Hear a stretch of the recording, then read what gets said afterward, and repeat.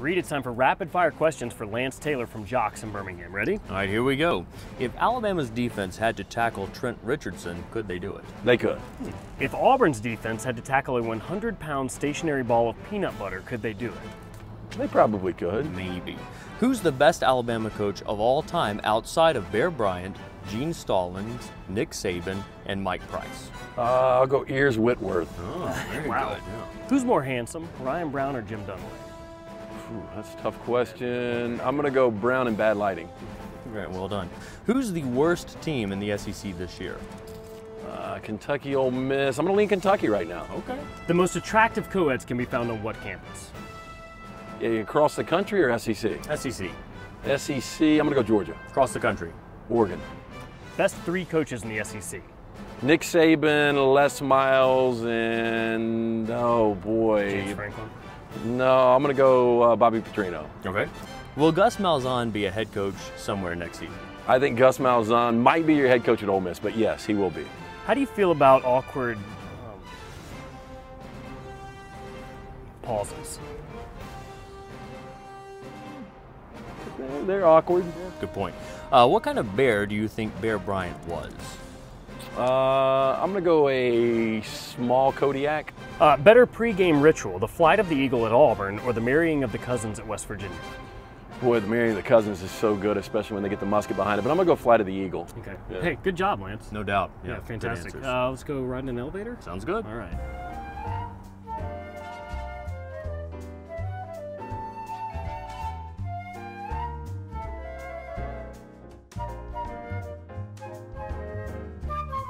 Welcome to The Grill with Lance Taylor from JOX Radio. Lance, with a face like this, why radio?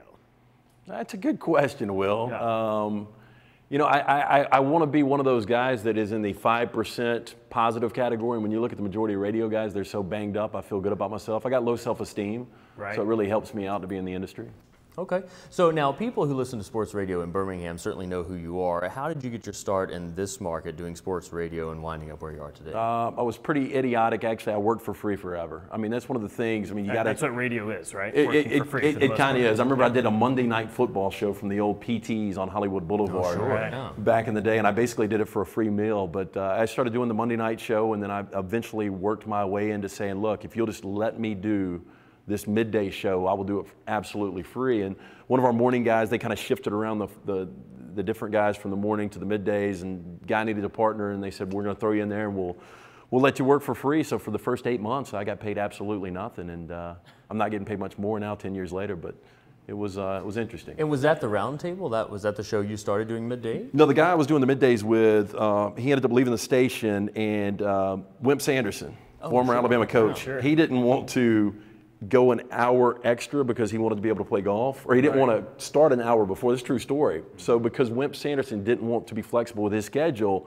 they allowed me to stay in the middays. There was 1 hour they needed to fill, and I was able to take that. So Wimp Sanderson, if you're watching, I tell you all the time I appreciate it, because if he would have said, you know what, I'm going to take one for the team, I'll do this extra hour, they would have booted me off the air. There you go. That's how the roundtable started, though. It started as a 1 hour show that nobody listened to. Now, we've talked about this on the show before. A lot of people, say this rivalry in this state in particular is become way too heated, and some people tend to blame talk radio for that a little bit. They, maybe that you guys sensationalize things, and maybe not your show as much as some other shows. What's your take on that, then, when you hear people criticize your medium as being responsible for things getting out of control? I think it's blown out of proportion a little bit. I mean, obviously we've got passionate. I mean, that's what makes our format so great, is because of the passion of the listeners and the callers, and they've, created their own identities. I mean, it's pretty amazing. There's probably, in one of the shows you're talking about in the afternoon, there's probably more personalities on that show that are callers that are known statewide than I actually am hosting a show here for 4 hours.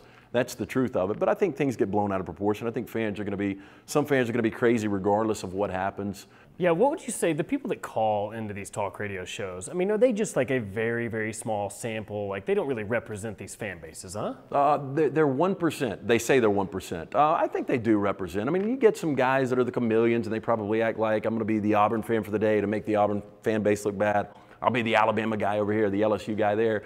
But it's supposedly 1%. I've never done like the scientific research on it. But we love those guys. Those are the best. Sure. The passionate callers. Oh, yeah. I don't like, I'm not a combative guy. You guys know that. And we will have some callers, and a lot of people think it's fun, but they'll be a little combative, and they want to challenge and go toe-to-toe. And, it's sports talk, our format should be fun. I mean, it should be an open forum for you to express your opinion. But, at the end of the day, it's all about fun. So, I like the guys that get to the point, get in, get out, and they have a little fun with it. All right, more with Lance Taylor after the break. Stick around. Stay tuned for more of the Iron Bowl Hour. Okay, so let's talk a little bit about SEC football and what's going on there. A couple of things in this state that are pretty interesting so far. First off, what do you make of Auburn's season up to this point? I'm pretty impressed. I thought before the season, and a lot of people don't want to say going from 14-0 to 6-6 is a possibility, but when I looked at the roster, all of the attrition, I said this team, and especially with the month of October, I said this team's probably going to go 6-6. For them to sit at 4-1, to be nationally ranked again, and their one loss to an undefeated Clemson team, you got to give Gene Chizik, Curtis Looper, Trooper Taylor, all of those guys a lot of credit. They're finding ways to win. So, at this particular point, I thought Auburn would be 3-2, but I thought the season would get a little more difficult, as it will. But I'm very impressed at 4-1. Lance, 1 week ago today, you told me that South Carolina was going to annihilate Auburn, and of course we saw what happened. What exactly made that turnaround there? Why do you think Auburn ended up winning that game? The Spaniard, Steven Garcia, the quarterback that's been there for 3 decades. Why is he still starting? I know he's one not of going Auburn's to best players last week. He really was. I know he's not going to this week, but why has he continued to be the starter for that team? I don't know. It's amazing. In 7 years, Steve Spurrier, and this is a guy that's known as the quarterback guru, a guy that's the fun and gun offense. He's never been able to find that quarterback. When you looked at the SEC quarterbacks this year, I thought he would be one of the top 3 or 4. But the guy has regressed. He's got zero confidence. Steve Spurrier has not had a lot of confidence in him. But I think at this particular point, you got to make a move. All right, let's talk a little bit about what happened in Gainesville this past week. A lot of people going into that game were expecting Charlie Weiss to be able to eat up a lot of yards against Alabama, even knowing that Alabama had a good defense. But we saw what happened after that game. How terrified do you think offensive coordinators are of having to play Alabama the rest of the season? Yeah, I don't know. There's really not a weakness on that defense. When you look at it, they get after the quarterback. The linebacker is arguably the best we've seen in the history of Alabama, and this is one of the linebacker used in all of college football. In the secondary, just airtight. You get no separation for the wide receiver. So, if you're an offensive coordinator, I don't know how you attack it. All right, now I'm extremely excited about this college football season. As someone who believes that we desperately need a playoff, and I'm looking to the end of the season, I'm thinking we could easily have maybe 4 teams right now, legitimately, from major conferences who are undefeated at the end of the season. Do you agree with me? Do you think that's a possibility? And how long before we get a playoff? I don't know how long before we get a playoff. The television money is just incredible, and I guess I'm just too stupid to understand the argument. I would think what we've got with the college basketball model, the billions of dollars being generated with that television package, you could even generate more with the college football plan. I agree, totally. I thought before the season, Boise State might be the only regular season undefeated team. Right. Wisconsin looks really good. Maybe even a Clemson, like we mentioned earlier. Who knows what they might Clemson, do. I still think Clemson, I think that they're going out and they're just playing right now. I think when they start to overthink it, they're so young. I think they'll make some mistakes. I think Taj Boyd, their quarterback, being so young, I think it'll, one of these games will come up. I thought it would be last week against Virginia Tech. He'll have multiple turnovers. As good as they're playing right now, they're still going to lose a game. They've still got, the ACC championship game. They might have to match back up with Virginia Tech. I'd be surprised. They're a great story right now through 5 weeks. Stanford, watching them, they're not as good as they were last year. They're really not. The Pac-12 is that down. But I don't think Stanford's going to go undefeated. But to answer your question, I think we could see 3. Maybe. Okay, maybe Wisconsin, Oklahoma, and somebody out of the SEC. Well, Oklahoma State, one of those 2 is going to go down. Oklahoma seems to find a way to lose a game every year. I think Oklahoma State, maybe a little bit above Clemson with the experience, but I still don't think they're ready to make a national championship jump. So, Alabama, LSU winner, Boise State, maybe I'll give you Wisconsin. I'm going to say 3. All right, right now there is, I'm going to argue, maybe no good team in the Eastern Division of the SEC. Which team do you think emerges in the next 5 years as the next powerhouse in that division? Yuck. I didn't believe in Derek Dooley at all. I think his players believe in him. Tennessee's interesting study. Will Muschamp in Florida? I don't know.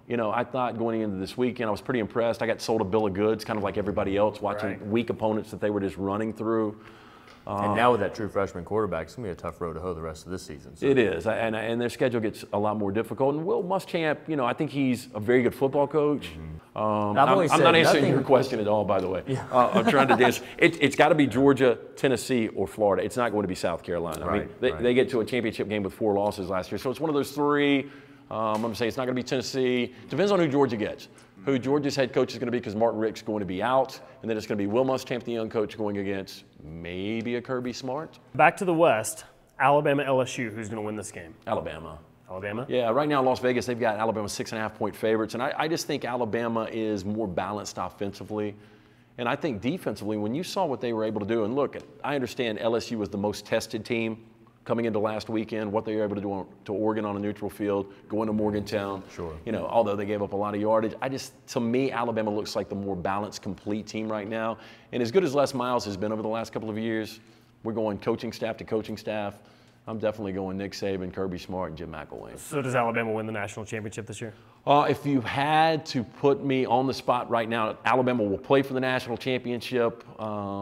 If Wisconsin goes undefeated, I guess Wisconsin will play them. I want to see Boise State. I want to see the David and Goliath. Yeah. And finally, I'm one of these guys that's always backed Boise State. I want to see them the opportunity, precision offense with Chris Peterson going against that Nick Saban, Kirby Smart defense. I think it would be an unbelievable matchup, and that's what I want to see. And who wins that game? I'll lean Alabama. How about that? Well, Lance Taylor, thanks so much for joining us. We learned a little bit. Up next, it's time for the Innisfree Trivia Minute.